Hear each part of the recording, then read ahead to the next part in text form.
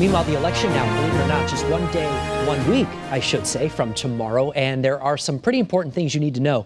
Tomorrow is the last day to register to vote here in Connecticut, but there is still one more option. Chief Capitol reporter Susan Raff is live right now. She is at the town hall in Rocky Hill, where people can register and drop off absentee ballots. Susan? Mark, it's really unbelievable how many people are interested in voting in this election and by absentee. And as you know, that is a first for this election. Normally, you have to have a reason to vote absentee, but not this year. And there are still people, however, who really want to come out to the polls and vote in person. But if you haven't registered already, time is running out. In these final days before the election, many people are dropping off their absentee ballots. And town clerks in every town are busy taking in those ballots.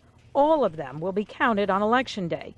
And for those who still want to vote in person, the cutoff for the online voter registration is tomorrow night at midnight. Tuesday is the deadline to register online or at your town hall. The only other way to register to vote is on Election Day in person. Time is also running out to register to mail in those absentee ballots. The election is just 8 days away, and there are no guarantees that the post office will deliver your ballot in time. From here on out, the best thing to do is drop off your absentee ballot in these white boxes, which are at all town halls. If you request an absentee ballot but don't return it, you can still vote in person.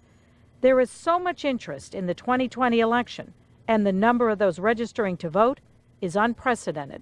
It's huge. We're up to 2.3 million, highest number we've ever seen by about 100,000 voters. So it's big. Yeah.